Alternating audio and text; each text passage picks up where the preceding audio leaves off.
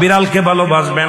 ও মুসলমান শুনে নাও, আল্লাহ নবীজি, ও মুসলমান শুনে নাও, দিলের কান্ডা লাগা শুনে নাও, পৃথিবীর মধ্যে মহামানব যারা আছে দুনিয়ার মধ্যে বিড়ালকে ভালোবেসেছে।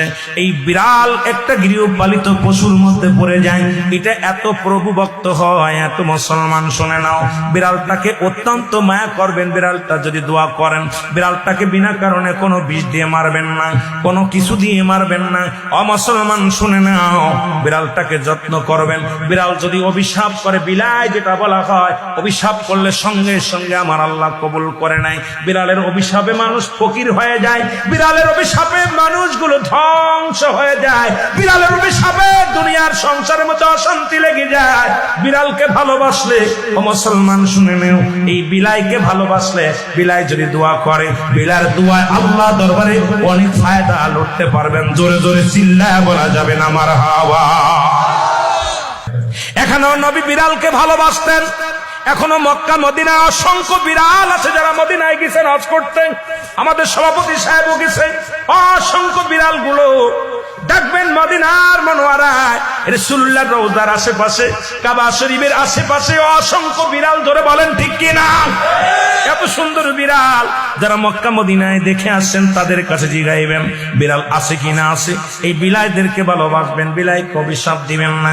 একবার এক মহিলা অমুসলমান রাসূলুল্লাহর কদমের মধ্যে একজন বিড়ালকে বিষপান করায় মেরে ফেললো। রাসূলুল্লাহ তখন সংসারের মধ্যে অশান্তি অমঙ্গল শুরু হলো। নবীর কদমে আসলেন, ইয়া রাসূলুল্লাহ, ইয়া হাবিবাল্লাহ, আমাদের অশান্তির কারণ কি? জিবরিল আমিন এসে বলে, ইয়া রাসূলুল্লাহ, ইয়া হাবিবাল্লাহ, উনি যে বিড়ালটাকে পালন করতেন, ওই বিড়ালটাকে অনেক কষ্ট দিয়ে মারছে, খানা দেয় নাই, ঘরের ভিতর আটকায় রাখছে, নির্যাতন দিয়া মারছে। এত কষ্ট পেয়ে বিড়াল ছানাটা মারা গেছে।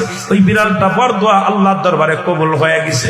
তওবা করছে, তওবা করার পর নবীজি নিজেই বলছে বিড়ালকে ভালোবাসো। আর নবীর সাহাবী আবু হুরায়রার কোসের মধ্যে একবার বিড়াল নবীজি আলোচনা করতেছিলেন সাহাবীদেরকে নিয়ে। বিড়াল ছানার পিতা আবু হুরায়রা, আল্লাহু আকবার বলেন না।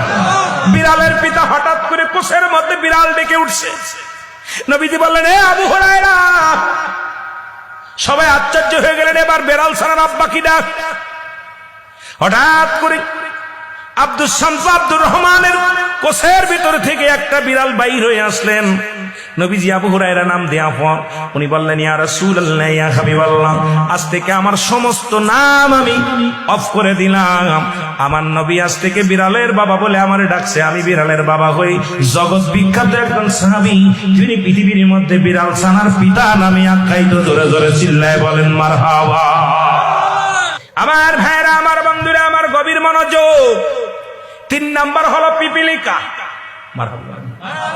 আরো জোরে বলেন আল্লাহু আকবার। এই পিপিলিকা পৃথিবীর মধ্যে মানুষের চাইতে বুদ্ধি বেশি। পিপিলিকার থেকে জ্ঞান ধারণ করে আজকে মোবাইল, পিপিলিকার থেকে সবকিছু নেটওয়ার্ক, সবকিছু অনেক কিছু গবেষণা করে পৃথিবীর মানুষগুলো